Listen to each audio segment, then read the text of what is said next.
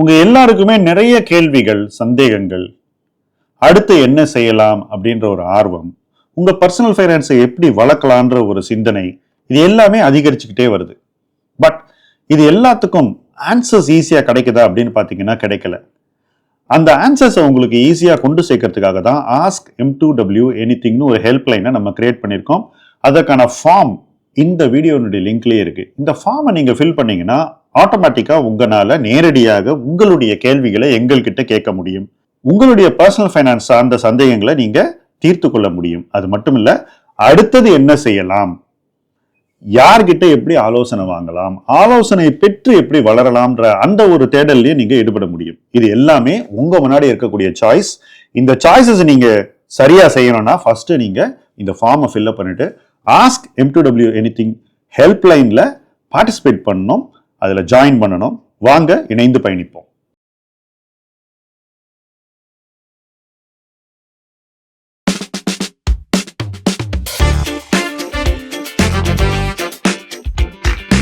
FII participation பத்தி பேசுங்க. அவங்களுக்கு கரன்சி ஸ்டெபிலிட்டி ரொம்ப இம்பார்ட்டன்ட். ஒரு 4 மாசமா பார்த்துட்டு இருக்கோம், இந்தியன் ருபி ஹிஸ்டாரிக் லோஸ் போயிட்டே இருக்கு. கரெக்ட். இது குளோபல் பினாமினா இருக்கு. ஏசியால எஸ்பெஷலி சைனாவும் டிவேல்யூ பண்றா, கொரியாவும் டிவேல்யூ பண்றா. இதை FII-யோட அப்ரோச் டு இந்தியன் எக்விட்டி இன்வெஸ்ட்மெண்ட்ஸை எப்படி பாதிக்கும்? FIIs இந்த வருஷம் 2 lakh crore மேல வெளியே எடுத்திருக்காங்க பணம் 2024ல. அண்ட் மெயின்லி அவங்க வெளியே எடுத்தது லார்ஜ் கேப்ல இருந்து தான் போயிருக்கு. அண்ட் ஃபாரின் போர்ட்ஃபோலியோ இன்வெஸ்டர்ஸ், இந்த வெஞ்சர் கேபிட்டலிஸ்ட் மாதிரி ஆட்கள் IPO-லேருந்து பணத்தை வெளியே எடுத்துட்டு போயிருக்காங்க. ஸோ கிட்டத்தட்ட ஒரு 3 லட்சம் கோடி ரூபாய் வெளியே போயிருக்கு, விச் இஸ் நியர்லி 40 பில்லியன் வச்சுக்கலாமே ரஃப்லி. It's a big sum outflow. So அதுவே ருபி மேலே ஒரு ப்ரெஷரை எக்ஸர்ட் பண்ணிட்டு தான் இருந்ததுன்னு வச்சுக்கோங்க. இது தவிர நம்மளோட கோல்டு இம்போர்ட், எலக்ட்ரானிக் இம்போர்ட், இது 2 தான் நமக்கு மிக பெரிய லைன் ஐட்டம்ஸ், பெட்ரோலியம் தவிர. இதுவும் ரொம்ப அதிகமாக இருந்திருக்கு. அண்ட் நம்ம நவம்பரில் கொடுத்த டேட்டாவில் ஒரு மிஸ்டேக் பண்ணோம். கோல்டில் டபுள் கவுண்ட் பண்ணி 5 பில்லியன் எக்ஸ்ட்ரான்னு சொன்னோம். ஸோ ட்ரேட் டெபிசிட் பயங்கர ஒய்டாக இருக்கிற மாதிரி காமிச்சோம். இதெல்லாம் டெஃபினட்டாக ருபி மேலே ப்ரெஷரை எக்ஸர்ட் பண்ண தான் செஞ்சுது. பட் இதெல்லாம் இருந்தால் கூட என்னை பொறுத்த வரைக்கும் ருபியோடைய 2024 devaluation, which is roughly about 2.8%, I think it's reasonable. It's not so bad. See, நம்ம வேர்ல்டு ஒரு டர்புலன்ஸ்ல போகும்போது ருபி 10%லாம் லூஸ் பண்றதை பார்த்துருக்கோம். ஸோ அந்த வகையில் பார்க்கும்போது இந்த இயரை I think RBI managed quite well. ருபியை அவங்க ஒரு ரேஞ்சில் வச்சு தான் ஸ்லோவாக டிப்ரிஷியேட் பண்ண விட்டுருக்காங்க. மற்ற கண்ட்ரிஸ், இப்போ நீங்கள் Australia, Canada, south Korea, China, இவங்கெல்லாம் டிவேல்யூ பண்ணுறதை பார்க்கும்போது எனக்கு என்ன தோணுதுன்னா, எப்படி நம்மளுடைய எக்ஸ்போர்ட் காம்படிட்டிவ்னஸ் பாதிக்கப்படும் அப்படின்ற ஒரு பயம் வருது. Okay, so can we manage the rupee in this way or we have to allow it to depreciate further? இன்னும் அதை விழ விடணுமா, அல்லது இதே இடத்துல இதே மாதிரி லாஸ்ட் இயர் பண்ண மாதிரியே ஒரு சாஃப்டா மேனேஜ் பண்ண முடியுமா RBI-னாலங்கிற ஒரு கேள்வி டெஃபினட்டா இப்போ வரதான் செய்யுது. இதுக்கான ஈஸி ஆன்சர் இல்லாதனால தான் இன்னைக்கு FIIs இந்தியாவை இவ்வளவு பயத்தோட பார்க்குறாங்க. There is no clear answer எப்படி மேனேஜ் பண்ணுவாங்கன்றதுக்கு. அதனால தான் FIIs தொடர்ந்து வித்துக்கிட்டே இருக்காங்க. ஏன்னா ஒருவேளை ருபி ஃபர்தர் விழுந்தாக்கா அவங்களுக்கு லாஸ் வந்துடும். யூனோ வாட் ஹேப்பன்ஸ், ருபியினுடைய வேல்யூனால, அதோட காம்படிட்டிவ்னஸ்னால, மற்ற கண்ட்ரீஸினுடைய காம்படிட்டிவ்னஸ் அதை எப்படி இம்பாக்ட் பண்ண போறதுங்கிறதுனால கம்பெனிஸினுடைய பர்ஃபார்மன்ஸும் என்ன ஆகுன்றதை இன்னைக்கு அந்த அளவுக்கு ஈஸியா ப்ரெடிக்ட் பண்ண முடியலன்னு தான் FIIs ஃபீல் பண்றாங்க. So that is what I think is making them take money out of India, despite India going up significantly in the ranking within the emerging market index. இப்போ எதுக்காக இந்தியாவுக்கு வராங்க? எமர்ஜிங் மார்க்கெட்ஸ்ல இவ்வளவு பணம் போடணும், யூஎஸ்ல இவ்வளவு பணம் இருக்கு, எமர்ஜிங் மார்க்கெட்ல இவ்வளவு பணம் இருக்குன்னு ஏதோ ஒரு ப்ரொபோர்ஷன் மெயின்டைன் பண்றாங்க. இப்போ ஓவரால் எமர்ஜிங் மார்க்கெட் பையை குறைக்கிறாங்க. இது ஒரு பக்கம் FIIs பண்ணக்கூடிய ஒரு விஷயம். ஆனா எமர்ஜிங் மார்க்கெட் பைக்குள்ள இந்தியாவுடைய ஷேரை கூட்டுறாங்க. இது 2 நடந்தும் கூட இவ்வளவு பணம் வெளியே எடுத்துட்டு போறாங்கன்னாக்கா somewhere they are still fearful about what will happen to our currency அப்படின்னு தான் நான் நினைக்கிறேன். or what will happen to our economy based on what happens in the currency. இந்த 2 fear இன்னைக்கும் இருக்குன்னு தான் நினைக்கிறேன். இந்த fear என்னைக்கு குறையுதோ அப்போ எஃப்ஐஐஸ் இந்தியா உள்ள வர ஆரம்பிச்சிருவாங்க திருப்பி. அது ஒன்ஸ் தட் ஃபியர் கோஸ் அவே உடனே வருவாங்க. உங்களுக்கு தெரியும், ஒரு $5 பில்லியன் வந்து ஒரு வாரத்துல போடக்கூடிய கேப்பபிலிட்டி உள்ளவங்க தான், ஈஸியா பணத்தை உள்ள கொண்டு வரக்கூடியவங்க தான் எஃப்ஐஐஸ். எப்படி ஈஸியா எடுத்துட்டு போறாங்களோ அதே மாதிரி ஈஸியா உள்ளேயும் கொண்டு வரக்கூடியவர்கள் தான். ஆனா இப்போ அவங்க உள்ள பணம் கொண்டு வருவோம் அப்படின்றதுக்கான எந்த அறிகுறியும் நம்ம கொடுக்கல. there is no signals that they will come in. and usually முந்தியெல்லாம் என்ன ஆகும் உங்களுக்கு ஞாபகம் இருக்குமா தெரியல, நவம்பர் வரைக்கும் விற்பாங்க, டிசம்பர் 15th இருந்து வாங்க ஆரம்பிப்பாங்க, அடுத்த வருஷம் ஃபர்ஸ்ட் ஹாஃப் ஃபுல்லா வாங்குவாங்க, நம்ம பார்த்திருக்கோம். சோ ஒரு வருஷத்துல இருக்கிற ஒரு பயங்கர நெகட்டிவ் ஸ்டான்ஸை அடுத்த வருஷம் பிகினிங்லயே மாத்திக்குவாங்க. சோ நிறைய டைம் நம்ம எல்லாம் நினைச்சிருக்கோம் இவங்க என்ன பண்ண போறாங்க, இயர் எண்ட்ல விற்பாங்க, பிகினிங்ல வந்து வாங்குவாங்கன்னு கூட நம்ம வந்து அதை சிம்பிளிஃபை பண்ணி பார்த்த காலங்கள்லாம் இருக்கு. ஆனா இன்னைக்கு இட் இஸ் மோர் காம்ப்ளெக்ஸ் தான் நான் ஃபீல் பண்றேன். ஐ திங்க் அவங்களுக்கு வந்து ஒரு level of certainty about both growth and impact of exchange rate on growth and on the trade deficit, இதெல்லாம் ஓரளவுக்கு தெரிஞ்சாதான் வருவாங்க. அல்லது நம்ம பாலிசியில நம்ம ஏதாவது டிராமாட்டிக்கா பண்ணா இல்ல இந்தியாவில் நம்ம இன்னும் பணம் போட்டுதான் ஆகணும்னு டக்குன்னு ஒரு ரிவர்ஸ் பண்ணி இந்தியாவில் வந்து பணத்தை போட முடியும். ஸோ அதுக்கு பட்ஜெட் ஒரு முக்கியமான ஒரு ஃபேக்டரா இருக்கும் நான் நினைக்கிறேன். And I am expecting this budget to be more investment friendly than past budgets. And it will also be taxpayer friendly. இந்த ரெண்டு விஷயம் வந்து FIIsக்கு பிடிக்கும்னு நான் நினைக்கிறேன். When they make a budget which is more taxpayer friendly, consumption பத்தி FII view மாறிடும். And when they make a budget which is more investment friendly, foreign portfolio inflows ஓட FDI நிறைய வரும்ன்ற ஒரு விஷயம் வந்து அவங்களுக்கு ஒரு கான்ஃபிடன்ஸை கொடுக்கும். நீங்க பாத்தீங்கன்னா 2024ல FDI வந்து அந்த அளவுக்கு 23 அளவுக்கு இல்லை. It didn't maintain that momentum. And 25ல FDI என்ன ஆகும்ன்ற ஒரு பயம் இருக்கு. Suppose budget is reversing that sentiment, I think that can again have a positive rub off on the FII flows. அவங்களோட வியூ பாயிண்ட்டை மாற்ற முடியும். So lot depends upon what happens to the currency, what happens to the currency related to other competing currencies, other exporting countries, other emerging markets, and what happens to the growth outlook based on what happens in the budget. So இதெல்லாம் வந்து factors, இதெல்லாம் ரொம்ப முக்கியமான factors. Next month இதே time நமக்கு answers ஓரளவுக்கு இருக்கும் தான் நான் நினைக்கிறேன். ஸோ இந்த மந்த் தான் இந்த ஒரு அன்சர்டன்டி இருக்கும். நெக்ஸ்ட் மந்த் நமக்கு ஓரளவுக்கு கிளாரிட்டி கிடைக்க வாய்ப்பு இருக்குன்னு தான் நினைக்கிறேன். நீங்க சொன்ன FIIs வந்து இந்தியால வித்துட்டு ஹோம் கண்ட்ரியில இன்வெஸ்ட் பண்றா ஆர் யூஎஸ்க்கு இன்வெஸ்ட் பண்ணிட்டு இருக்கா. ஸோ இந்த சினாரியோல நம்ம பார்த்தோம், போன வருஷம் சைனா மார்க்கெட் ரொம்ப வருஷம்க்கு அப்புறம் it did very well. Returns were better than US markets. Korea வந்து ஒரு நிறைய வருஷமா அண்டர் பர்ஃபார்மன்ஸ் பண்ணிட்டு இருக்கு. பட் இப்போ இந்த ஜான்வரியில வந்து நல்லா பர்ஃபார்ம் பண்ணிருக்கு. இப்போ இந்தியன் இன்வெஸ்டர்ஸ் 2025 நீங்க சொல்ற ரொம்ப சேலஞ்சிங் இயரா இருக்கும். இப்போ என்ன opportunities at a global scale, என்ன ஆப்பர்ச்சுனிட்டிஸ் ஆர் அவைலபிள், எப்படி இந்த ஆப்பர்ச்சுனிட்டிஸ்க்கு டேப் பண்ணணும், என்ன மாதிரி ரிசர்ச் பண்ணணும்? Are you talking about Indian market? Overseas Indians investing global. First US மார்க்கெட்லயே இந்த ஒரு 7-8 ஸ்டாக் தவிர எக்கச்சக்க வேல்யூ நான் பார்க்குறேன். நம்மளே தொடர்ந்து பேசும்போது நிறைய ஃபாரின் கம்பெனிஸ் நமக்கு சீப்பா தெரியுது. உதாரணத்துக்கு from a very bad phase companies like Nike, Starbucks are all coming out. PepsiCo இந்தியாவில் அவ்வளோ ஹை வேல்யூவேஷன் இருக்கு. பெப்சி பாட்டிலர்ஸ்க்கு பெப்சிகோட வேல்யூவேஷன் அவ்வளோ லோவா இருக்கு. கோகோ கோலா சீப்பா இருக்கு. LVMH லக்ஸரியில அவ்வளோ சீப்பா இருக்கு. இது தவிர எக்கச்சக்க US companies, consumer facing companies எல்லாமே சீப்பா இருக்கு இன்னைக்கு. இன்னும் மேலும் சீப் ஆயிட்டே இருக்கு. Value is coming down continuously to a zone of attractiveness. So US மார்க்கெட்ல வந்து எக்கச்சக்க ஆப்பர்ச்சுனிட்டிஸ் நான் பார்க்குறேன். இன்ஃபேக்ட் இந்தியாவில் பார்க்கறதோட யூஎஸ்ல ஆப்பர்ச்சுனிட்டிஸ் அதிகமாக இருக்குன்னு தான் நான் ஃபீல் பண்ணுறேன். அதே போல் ஜப்பான் மாதிரி சில மார்க்கெட்ஸில் இண்டிவிஜுவல் கம்பெனிஸ் ரொம்ப ரொம்ப இன்ட்ரெஸ்டிங்காக இருக்கும்னு நான் நினைக்கிறேன். ஏன்னா they are very much cheap and even companies which involve our markets அங்கே சீப்பாக கிடைக்குது. நிறைய technology driven businesses which can come to India from Japan. Like அவங்க சில டெக்னாலஜிஸில் ஜாப்பனீஸ் டெக்னாலஜி இந்தியாவில் நிறையவே சக்ஸஸ்ஃபுல்லாக இருக்குது. அந்த கம்பெனிஸ்லாம் பயங்கர சீப்பாக இருக்குது.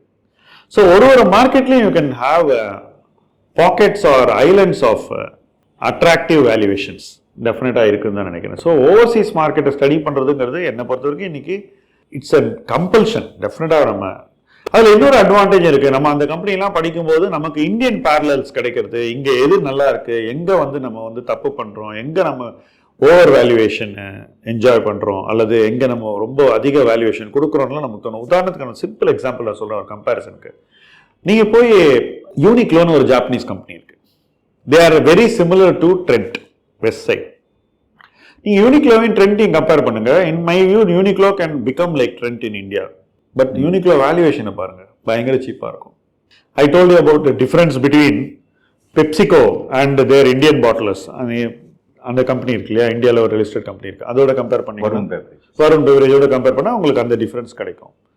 இங்கே இருக்கக்கூடிய பாட்டா இது மாதிரி கம்பெனிஸோட நீங்கள் அமெரிக்காவில் இருக்கக்கூடிய கிராக்ஸ், நைக்கி, அதுக்கப்புறம் இன்னொரு கம்பெனி இங்கே இப்போ ரீசெண்டாக ரொம்ப நிறையவே விற்கிற ஒரு ஃபுட்வேர் பிராண்ட், ஒரு ரொம்பவே பாப்புலர் ஒரு ப்ரீமியம் பிராண்ட், அது யூஎஸ்ல லிஸ்ட் ஆச்சு லாஸ்ட் இயர். இதெல்லாம் கம்பேர் பண்ணும்போது எனக்கு ரொம்பவே சர்ப்ரைசிங்காக இருக்கு. இதெல்லாம் இவ்வளோ சீப்பாக இருக்கு, இந்தியன் மார்க்கெட்டில் இவ்வளோ நல்லா பண்ணக்கூடிய இந்த கம்பெனி நம்ம ஏன் அங்கே வாங்கக்கூடாது அப்படின்னு எனக்கு டெஃபினட்டாக தோணுது. நிறைய பிராண்ட்ஸ் அந்த மாதிரி தோன்றுது.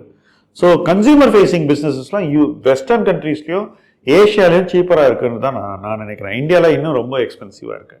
அதே போல் டெக் எடுத்துக்கிட்டிங்கன்னா ஒரு பெக்யூலர் எக்ஸ்பீரியன்ஸ் எனக்கு. ரெண்டு இப்போ இங்கே எல்லாருமே இன்ஃபோசிஸை வாங்க, HCL வாங்க, இந்த மாதிரி விப்ரோ வாங்க, நம்ம ஊரில் இது ஒரு common thing.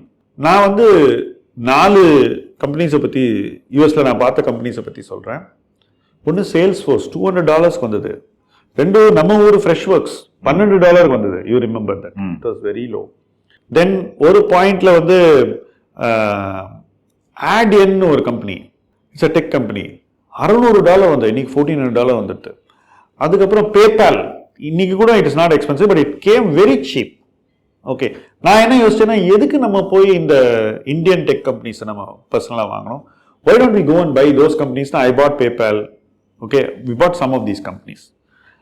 Salesforce, unfortunately, I didn't buy. I bought Freshworks, but I didn't buy Salesforce. ஏதோ அந்த பீரியட்ல என்கிட்ட பணம் ரெடியா இல்லைங்க, அனுப்பிட்டு வாங்க. ஏன்னா இங்கேருந்து உடனே நீங்க அனுப்பிச்சு உடனே வாங்கணும், அது ஒரு லேக் இருக்கும். அதுக்குள்ள அது வந்து ஒரு பாட்டம் ஆயிட்டு ஒரு 5-7% ஏறிட்டு நான் ஏதோ வரும் கீழே வந்து வாங்கினேன், வாங்க முடியல. But I was fully convinced of buying those company. So எனக்கு வந்து ரிலேட்டிவா பார்க்கும்போது நிறைய கம்பெனிஸ் வெஸ்டர்ன் மார்க்கெட்ஸ்ல ரொம்ப அட்ராக்டிவா தோணுது. இன்னைக்கு நீங்க பாத்தீங்கன்னா இந்த ஃபார்மசி கம்பெனிஸ்லாம் யூஎஸ்ல பயங்கர சீப்பா இருக்கு, ஹெல்த் கேர்ல. So I would think that they will all do well in the long run. அதே போல வேக்சின் மேனுஃபேக்சரர்ஸ் எல்லாம் டவுன் அண்ட் அவுட். ஓகே, நீங்க வந்து ஃபைசரையோ கிளாக்ஸோவையோ சீப்பா வாங்க முடியும் இன்னைக்கு ஓவர்சீஸ் மார்க்கெட்ல, ரைட்? யூனிலிவர் பிஎல்சி ரொம்பவே இன்ட்ரெஸ்டிங்கா இருக்கு. பிகாஸ் நியூ சிஇஓ எல்லாம் he saying all the right things. They're going to do a lot of things. Ice cream தனியா பிரிச்சாங்க, நிறைய விஷயங்கள் Unilever is going to do correct. இந்தியாலையும் பண்ண போறாங்க, குளோபலாவும் பண்ண போறாங்க. அது குளோபலா நமக்கு பயங்கர சீப்பா கிடைக்குது. ஸோ இந்த மாதிரி நிறைய கம்பெனிஸ் வந்து இன்னைக்கு எழுதினா ஒரு 100 கம்பெனி எழுதலாம் யோகேஷ் ஓவர்சீஸ் மார்க்கெட்ல. அவ்வளோ கம்பெனிஸ் ரொம்ப இன்ட்ரெஸ்டிங்கா இருக்கு. You feel like a kid in a candy shop. அந்த அளவுக்கு வெஸ்டர்ன் மார்க்கெட்ஸ் வந்து வெரி இன்ட்ரெஸ்டிங். ஸோ இதெல்லாம் opportunity. We talk about China. சைனால அட்லீஸ்ட் 3-4 கம்பெனிஸ் ரொம்பவே இன்ட்ரெஸ்டிங்கா இருக்கு. I find Alibaba and Tencent very very interesting to study. At least நம்ம வாங்கலாம் அதெல்லாம் செகண்டரி, பட் அதை பத்தி தெரிஞ்சுக்கணும்ன்றது என்னோட வியூ. பைடுன்னு ஒரு கம்பெனி இருக்கு which owns your TikTok. These are all very interesting companies. இப்போ நிறைய ரீட்டைல் இன்வெஸ்டர்ஸ் இந்த F&Oல ட்ரேடிங் பண்ணி they have burnt their fingers. So போன வருஷம் செபி வந்து கிளாம் டவுன் பண்ண. இப்போ வந்து நிறைய ஆப்ஷன் கான்ட்ராக்ட்ஸ் வந்து எலிமினேட் பண்ணியாச்சு. முன்னாடி பேங்க் நிஃப்டியில வீக்லி எக்ஸ்பைரி இருந்தது, இப்போ மந்த்லிக்கு போயாச்சு. இப்போ நிஃப்டியில மட்டும்தான் வீக்லி எக்ஸ்பைரி இருக்கு. ஸோ ஆப்ஷன் கான்ட்ராக்ட்ஸ் குறைஞ்சிடுது, டெரிவேட்டிவ்ஸ் மார்க்கெட்ல வால்யூம் குறைஞ்சிடுது. பேரலலி கேஷ் மார்க்கெட் வால்யூமும் குறைஞ்சிருக்கு, ஒரு 25% குறைஞ்சிருக்கு. இது வந்து இதோட அபிப்பிராயம் என்ன உங்களுக்கு? இது வந்து ஓவராலா liquidity in small micro and nano caps எப்படி அஃபெக்ட்? See, first இன்னைக்கு வந்து regulator is very much concerned about protecting the small investorங்கிறது ரொம்ப கிளியரா டெமான்ஸ்ட்ரேட் பண்றாங்க இந்தியாவில். இது இன்வெஸ்டர்ஸ்க்கே பிடிக்கிறது இல்லை ஆக்சுவலா. உதாரணத்துக்கு நான் சொல்றேன், ஸ்மால் இன்வெஸ்டர்ஸை எப்படியாவது ஸ்பெகுலேஷன்லேருந்து வெளியே கொண்டு போகணும் அப்படின்றது தான் செபியினுடைய முக்கியமான ஒரு நோக்கமாக இருக்கு. இன்ஃபேக்ட் யாருமே 2020 இந்த மாதிரி ஸ்மால் இன்வெஸ்டர் வந்து இவ்வளோ ஸ்பெகுலேட் பண்ணுவாங்கன்னு எதிர்பார்த்துருக்க மாட்டாங்க யோகேஷ். நான் கண்டிப்பாக எதிர்பார்க்கல. எனக்கு தெரிஞ்சு இண்டஸ்ட்ரியில் இருக்கக்கூடிய எவ்வளோ பேர்கிட்ட நான் பேசியிருக்கேன், யாரும் வந்து இன்வெஸ்டர் இப்படி வந்து ஸ்பெகுலேட் பண்ணுவாங்கன்னு நினைக்கல. Even founders of Zerodha Groww அவங்களே நினைச்சிருக்க மாட்டாங்க இந்த மாதிரி நடக்கும்னு. அவங்களுக்கு இவ்வளோ ப்ராஃபிட் வரும், ரெவன்யூ வரும்னு அவங்க கற்பனையாக பண்ணியிருக்க மாட்டாங்க. இந்த கோவிட்ல எதுவுமே பண்ணாமல் வீட்டில் சும்மா தானே இருக்கும், ஸ்பெகுலேட் பண்ணலான்னு ஒரு ஹியூமன் எலிமெண்ட் தான் இதை வந்து ட்ரிகர் பண்ணிச்சு. அது கொஞ்சம் சக்சஸ் வந்தோடனே அது வளர்ந்தது. கடைசியில் இன்னைக்கு கிட்டத்தட்ட பூதாகரமா ஒரு மான்ஸ்டர் மாதிரி வளர்ந்து அந்த இன்வெஸ்டரையே வந்து அழிக்கக்கூடிய லெவலுக்கு அது வளர்ந்த உடனே கவர்மெண்ட் ஸ்டெப்ட் இன் இந்த ஃபார்ம் ஆஃப் செபி தான் பண்ணியிருக்காங்க. அண்ட் என்ன பண்ணாங்க, அந்த நம்பர் ஆஃப் எக்ஸ்பைரிஸை குறைச்சாங்க, என்னெல்லாம், அப்புறம் அந்த லாட் சைஸை இன்க்ரீஸ் பண்ணாங்க, இன்னும் நிறைய பண்ணிக்கிட்டே இருக்க போறாங்க. மார்ஜின் இன்க்ரீஸ் பண்றாங்க, நிறைய விஷயங்கள் பண்ண போறாங்க to reduce the retail investors exposure to F&O. இது நிறைய இன்வெஸ்டர்ஸுக்கு கோவத்தை கொடுக்குது. ஆனா போன வருஷத்துல ஸ்மால் இன்வெஸ்டர்ஸ் 1.5 லட்சம் கோடி ரூபாயை F&Oல இழந்திருக்காங்கன்றது நாம மைண்ட்ல வச்சுக்கணும். இந்த பணம் அவங்க சேவ் பண்ணியிருந்தாங்கன்னா நாளைக்கு அவங்க வருங்காலத்துக்கு, அவங்க பசங்க படிப்புக்கு, அவங்களோட ரிட்டையர்மெண்ட்டுக்கு ஏதாவது ஒரு கார்பஸா ஒரு 10% வளர்ந்து அது வந்து ஒரு அட்லீஸ்ட் ஒரு 6-7 இயர்ஸ்க்கு ஒரு தடவை டபுள் ஆகி ஏதோ ஒன்று ஆயிருக்கும்ல. இப்போ அது வந்து it is gone, that money is gone from investor pockets. So அதை வந்து நம்ம இந்த மாதிரி விடக்கூடாதுங்கிறது ரொம்ப சின்ன கிராஸ் செக்ஷன் ஆஃப் பீப்புளுக்கு தான் ஒரு கான்சியன்ஸ்ல இருக்கே தவிர அது வந்து சோஷியல் கான்சியன்ஸ்ல இல்லை. சோஷியல் கான்சியன்ஸ்ல அதிகம் இல்லாத ஒரு விஷயத்த வந்து ரெகுலேட்டர் எடுத்து இந்த மாதிரி இவ்வளவு ஆக்டிவா பண்றதுங்கிறது இட்ஸ் அன்பேரலல். இதுக்கு முன்னாடி இது மாதிரி நடந்ததே கிடையாது. So that is one point that I want to tell you about this F&O. But இந்த problem of this bull market doesn't stop with F&O. அதான் ப்ராப்ளம். என்னன்னாக்கா யூஸ்வலா பாத்தீங்கன்னா ஓவர் வேல்யூவேஷன் லார்ஜ் கேப்ல ரொம்ப இருக்கும், அதுக்கப்புறம் கொஞ்சம் மிட் கேப்ல இருக்கும், அதுக்கப்புறம் அதை விட குறைவா ஸ்மால் கேப்ல இருக்கும். மைக்ரோ நேனோலாம் ரொம்ப ஓவர் வேல்யூவேஷன் இருக்காது. இப்படிதான் நம்ம ஒரு புல் மார்க்கெட்டையும் பார்த்திருக்கோம். 92 புல் ரன்ல இருந்து இன்னி வரைக்கும் சொல்றேன். There will be only pockets of overvaluation as you go down the market cap chain, அந்த ladder கீழே போகும்போது. ஆனா இந்த புல் மார்க்கெட்ல இட் இஸ் இன்வெர்டட், பிரமிட் வந்து இன்வெர்ட் ஆயிருக்கு. லார்ஜ் கேப்ல ரொம்ப கொஞ்சம் தான் ஓவர் வேல்யூவேஷன் இருக்கு, மிட் கேப்ல அதை விட நிறைய ஓவர் வேல்யூவேஷன் இருக்கு, ஸ்மால் கேப்ல மிட் கேப்ல இருக்கிறதோட அதிக ஓவர் வேல்யூவேஷன் இருக்கு, மைக்ரோ நேனோ கேப்ல அதை விட அதிகமா இருக்கு ஓவர் வேல்யூவேஷன், எஸ்எம்இல ஹையஸ்ட் ஓவர் வேல்யூவேஷன் இருக்கு. இது வந்து நான் என் அனுபவத்துல பார்த்தது இல்லை, இது ஆரோக்கியமானது இல்லைன்றது எல்லாருக்குமே தெரிஞ்ச ஒரு விஷயம். ஆனா இன்வெஸ்டர்ஸ் ஆர் நாட் பாதர்ட். எனக்கு இன்னைக்கு வாங்கணும், நான் இன்னொரு மாசத்துல வித்துட்டு போயிடுவேன், எவனோ ஒருத்த மாட்டிக்குவான், அதுக்குள்ள நான் பணத்தை பண்ணிட்டு போயிடுவேன்ற அளவுக்கு ஓவர் கான்பிடன்ஸ் பீப்புளுக்கு இருக்கு. இந்த ஓவர் கான்பிடன்ஸை வந்து எப்படி குறைக்கிறதுன்னு ரெகுலேட்டர் வந்து அவ்வளவு கன்சர்ன்டா இருக்காங்க, அவ்வளவு இனிஷியேட்டிவ்ஸை எடுத்துட்டே வராங்க. And I think some of those are definitely urgently needed, and I think they will quieten things down. That's what I think will happen. இப்போ இதெல்லாம் வந்து தப்புன்னு சொல்ற இடத்துல இன்வெஸ்டர்ஸ் இருக்காங்க.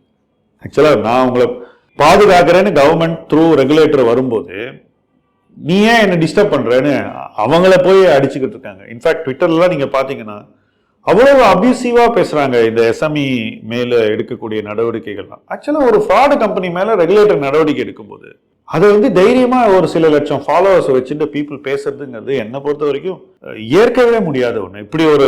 இப்படி ஒரு சோஷியல் செட்டிங்க்கு நம்ம வருவோம்னு நான் கற்பனையே பண்ணி பார்க்கல. And I know that this social setting will completely destroy a lot of people who are innocent. ரொம்ப ப்ரொடெக்ட் பண்ண வேண்டியவங்களை வந்து இந்த மாதிரி எக்ஸ்போஸ் பண்ணி நம்ம சொசைட்டி நாசம் பண்ணிட்டு இருக்கு இன்னைக்கு. இதுக்கு டெக்னாலஜி ஒரு முக்கிய காரணம். ஏன்னா போன்லயே நீங்க இதெல்லாம் பண்ண முடியும்னு வரும்போது எல்லாரும் அது ஈஸின்னு நினைக்கிறாங்க. பட் அது அப்படி இல்லை. ரிஸ்க் மேனேஜ்மெண்ட்டுங்கிறது நம்ம போன்ல ஈஸியா நடக்காது, நம்ம மைண்ட்ல நடக்க வேண்டிய விஷயம். அது மைண்ட்ல வந்து தப்பான விஷயங்களை வச்சுக்கிட்டு போன்ல என்ன பண்ணாலும் அது ஒரு நல்ல இடத்துக்கு பீப்புளை கொண்டு போகாது அப்படிங்கிறது தான் இன்னைக்கு இருக்கக்கூடிய பிரைமரி ப்ராப்ளம். அதைத்தான் வந்து SEBI is trying to solve in so many ways. But ரெகுலேட்டர்னால இதை பண்ண முடியாது, சோஷியலா தான் இதை சால்வ் பண்ணணும். அதுக்கு நம்ம சோஷியல் மீடியால நிறைய சேஞ்ச் வரணும், நிறைய நரேட்டிவ்ஸ் சேஞ்ச் ஆகணும். மார்க்கெட் இறங்கினா அது நடக்கும்னு நான் நினைக்கிறேன், உறுதியா நடக்கும். இந்த வாட்டி it will be a very very big awakening. People வந்து நிறைய விஷயங்களை ஏத்துக்குவாங்க. அதாவது இந்த லாஸ்ட் 2 இயர்ஸ்ல அவங்க சண்டை போட்ட எல்லா விஷயங்களையுமே இல்ல நான் நினைச்சது தவறுன்னு மைண்டை சேஞ்ச் பண்ணிக்கிட்டு people will become better investors. So இந்த சைக்கிள்ல வந்து நம்ம பார்க்கக்கூடிய இந்த பெயினுக்கு ஒரு பாசிட்டிவ் அவுட்கம் அதுக்கப்புறம் வரும்னு நான் எக்ஸ்பெக்ட் பண்றேன். But the pain has not even begin Yogesh. இனிமே தான் ஆரம்பிக்க போகுதுன்றது என்னுடைய வியூ. இந்த வருஷம் அந்த பெயின் டெஃபினட்டா இருக்கும். அந்த இன்வெர்டட் பிரமிட்னு சொன்னல, ஸோ லார்ஜ் கேப்ல ஒரு 10% 15% வேல்யூவேஷன் குறையும், மிட் கேப்ல ஒரு 25% குறையும்னு வச்சுக்கோ. ஸ்மால் கேப்ல it can be more 35 to 40. We don't know how much it will be higher. SME it will be the highest. அதாவது நானோ gap SME the highest valuation reduction நடக்கும். இதுல ரெகுலேட்டருக்கு ஒரு பார்ட் இருக்கு. எப்படின்னாக்கா எக்ஸ்சேஞ்சஸை டைட்டன் பண்ணுவாங்க. நீ எப்படி அந்த கம்பெனியை வந்து கவனிச்சியா, ஃபொரன்சிக் ஆடிட் பண்ண சொல்லு. எங்கெல்லாம் மேனிப்புலேஷன் இருக்கோ அங்கெல்லாம் they will do forensic audit.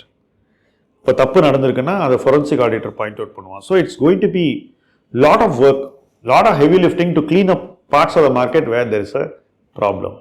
But SEBI seems very very determined in doing that.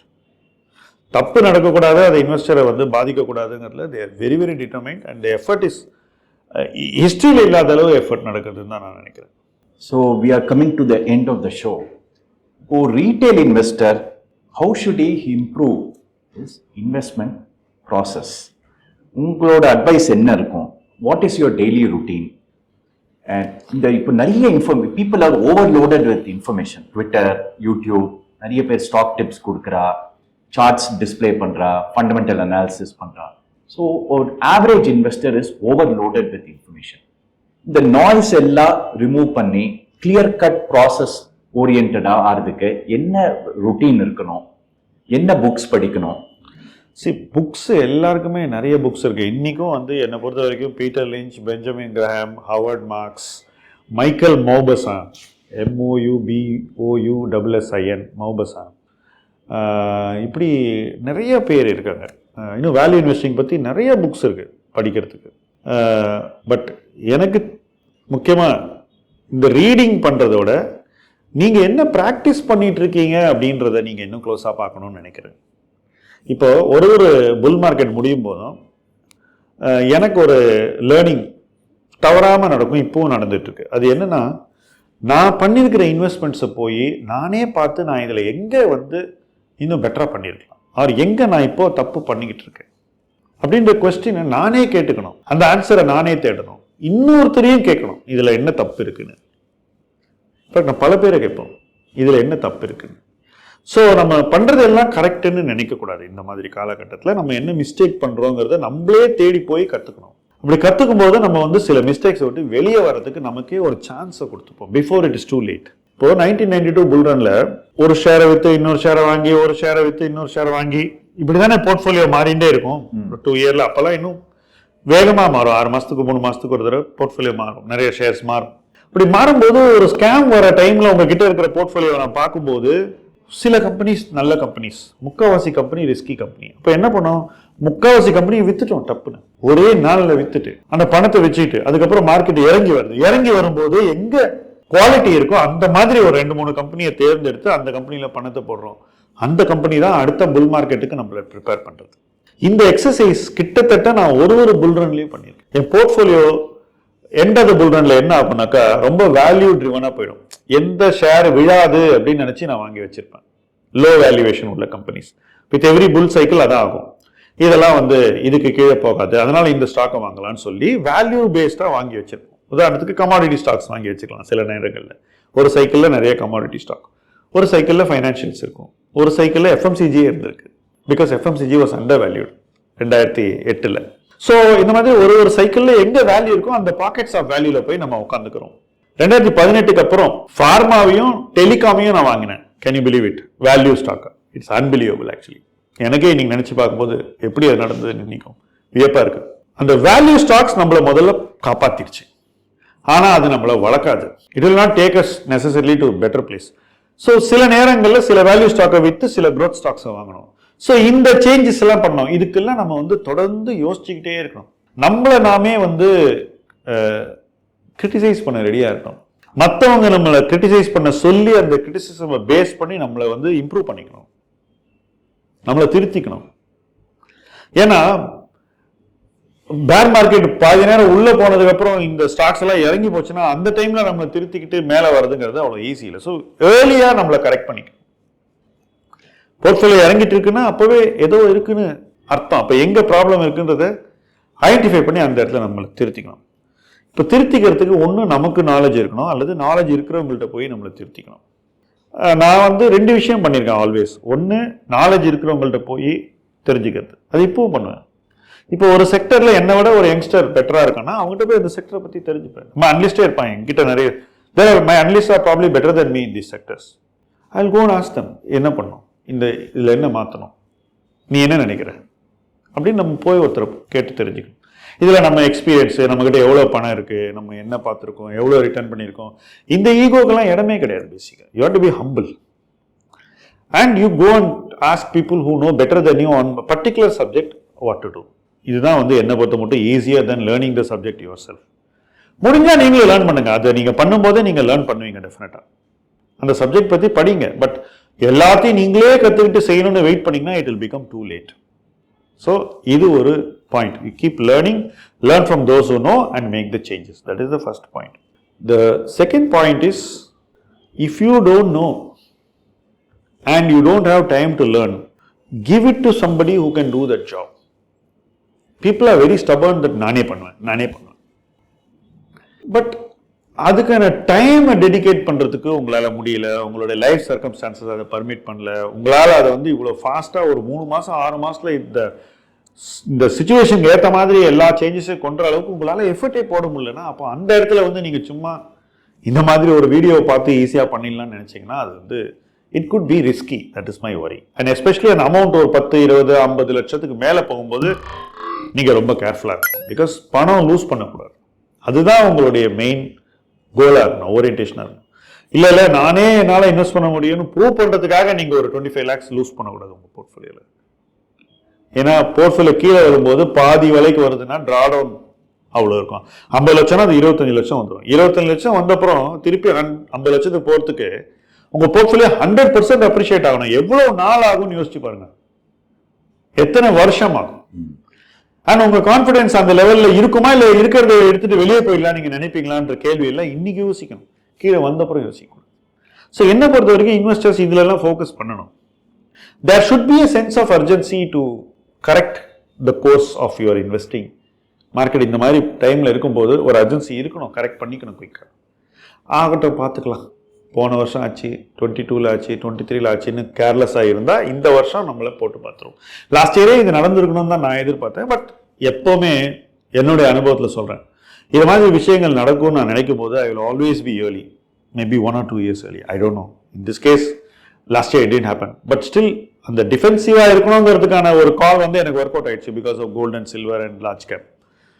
இந்த வருஷம் I feel that there is a sense of urgency with respect to the smaller companies, very dire sense of urgency with respect to smaller companies. சீக்கிரம் அதை correct பண்ணணும் தான் நான் நினைக்கிறேன். But consensus view நான் பார்க்குறேன், நிறைய பேர் சண்டை போடுறது, கோவிச்சிக்கிறது, இந்த வியூஸ்க்கெலாம் நான் நிறைய பார்க்குறேன். முன்னாடியெல்லாம் I will not suffer it, திருப்பி அடிச்சிருவேன்.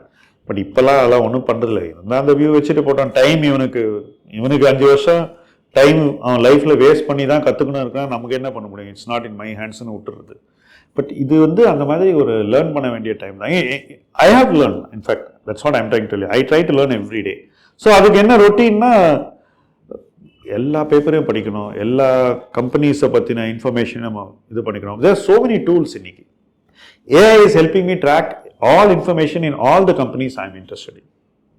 I am using AI. Second, I have alerts set on everything I want to know. Third, I have very clear go-to places to read on very clear subjects. இந்த சப்ஜெக்டை இந்த இடத்துல இருந்து எடுக்கணும், இந்த subject இந்த இடத்துல இருந்து, இந்த விஷயத்தை இந்த அனலிஸ்ட் என்ன சொல்றான்னு பார்க்கணும். ஸோ எல்லாத்துக்கும் நம்ம பாயிண்ட் ஆஃப் ரெஃபரன்ஸ் இருக்கு. இப்போ நீ ஒரு சப்ஜெக்ட் படிக்கிறேன்னா உனக்கு ஒரு லைப்ரரியில ஒரு பர்டிகுலர் ரெஃபரன்ஸ் செக்ஷன் இருக்கும். ஆமா, அந்த மாதிரி நம்ம இன்வெஸ்ட் பண்ணும்போது ஒரு விஷயத்துக்கும் ஒரு ரெஃபரன்ஸ் செக்ஷன் இருக்கு, ஒரு ரெஃபரன்ஸ் பர்சன் இருக்கு. அதெல்லாம் போய் ரெகுலராக நம்ம டச் பண்ணணும், தேவையான போதெல்லாம் ரெஃபர் பண்ணணும். ஸோ நிறைய இன்டென்ஸ் ஒர்க் பண்ண வேண்டிய ஒரு ஃபேஸை நோக்கி நம்ம போயிட்டு இருக்கோம் தான் நான் நினைக்கிறேன். லாஸ்ட் 3 இயர்ஸ்லாம் வேற ஸ்டோரி. அது ஒரு கார்னிவல் மாதிரி போச்சு, திருவிழா மாதிரி போச்சு. பட் திருவிழா முடிஞ்சிடுச்சுன்னு தான் நான் நினைக்கிறேன். இன்ஃபேக்ட் நம்ம நிறைய இந்த திருவிழானோடனே எனக்கு மைண்டுக்கு வருது, திருவிழா தேர்ன்னு ஒன்று இருந்தால் அது ஐடிசி. அதில் எவ்வளோ வேணால் பணம் பண்ணலான்னு கூட நிறைய பேர் நினச்சாங்க. லாஸ்ட் இயர் ஒன்றுமே பணம் பண்ணல, 0 returns. ப்ராப்ளி இந்த வருஷம் it could even be the same or even maybe very small this way or that way. You can even see negative return. இது மாதிரி ஒரு 2-3 வருஷம் ஆச்சுன்னு வச்சுங்களேன். நான் டிவிடெண்டுக்காக வச்சுட்டு இருக்கேன்னு நம்ம சொல்ல முடியாது. ஏன்னா நம்ம ஈக்விட்டி மார்க்கெட்டுக்கு வந்தது கேபிட்டல் அப்ரிசியேஷன். ஸோ திருவிழா முடிஞ்சிடுச்சுன்னா தேருக்கு வேலை இல்லை. அதுக்கு தான் நான் ஐடிசியை தேருன்னு சொன்னேன். அதுக்கு திருப்பி ஒரு நாள் வரும், இன்னொரு திருவிழா வரும்போது மறுபடியும் அந்த தேர் ஓடும். இப்போ இந்த நடுவில் இருக்கக்கூடிய பீரியட்ல நீங்க தேர்ல உட்காந்துட்டு இருந்தீங்கன்னா நகருவீங்களா? தேர் அதே இடத்துல தானே இருக்கும். தேர் வடத்தை பிடிச்சிட்டு இருந்தீங்கன்னா தேர் மூவ் ஆக போதில்லை. ஸோ இந்த எக்ஸாம்பிளை நீங்க மைண்ட்ல வச்சுக்கோங்க. நிறைய ஸ்டாக்ஸ் திருவிழா முடிஞ்சதுக்கு அப்புறம் தேர் மாதிரி ஆயிடும், நகராது. அது நிக்கிற இடத்துலயே நிற்கும். அதுக்கு நீங்க நிக்கிறதுல யூஸே கிடையாது. அப்போ நீங்க you have to move on. That's the point I am trying to tell you. இப்போ நான் சொன்ன விஷயத்தையே எல்லாரும் என்ன நினைச்சாங்க, ஓ இது மூவே ஆகாதுன்னு நம்ம சொன்னோம். அப்படி இல்லை. ஒரு மெச்சூர் ஸ்டேஜ் வரும்போது அதுலேருந்து நம்ம you have to be careful. And second, some companies don't have the capacity to give returns which we expect, or some companies won't give returns if you overpay for them. நிறைய பே பண்ணிட்டா return கிடைக்காது. So இதெல்லாம் நம்ம இன்னைக்கு பார்க்கணும். So it's going to be a very very interesting phase according to me. But நிறைய கற்றுக்க வேண்டிய ஒரு ஃபேஸாக தான் இருக்கும்னு நினைக்கிறேன். ஏன்னா ஒரு new set of stocks, new industries, new trends எல்லாம் வரப்போகுது. ஸோ அதை நோக்கி நம்ம போகும்போது நம்ம நிறைய கற்றுக்கிட்டா தான் அந்த ட்ரெண்ட்ஸுக்குள்ளே நம்ம போய் பார்ட்டிசிபேட் பண்ண முடியும். 2 வருஷம் முன்னாடி நடந்ததை இப்போ நம்ம திருப்பி பார்த்துட்டு இருந்தாக்கா I don't think it makes sense. So very insightful advice. So self reflection, continuous improvement, need of the அவர்னு நீங்கள் சொல்கிறேன். So hopefully retail investors take lessons and become more disciplined. So in the note we will end today's episode. Thank you for your time. Thank you, Yogesh. Thank you for making time and having this conversation and all your questions. Thank you so much.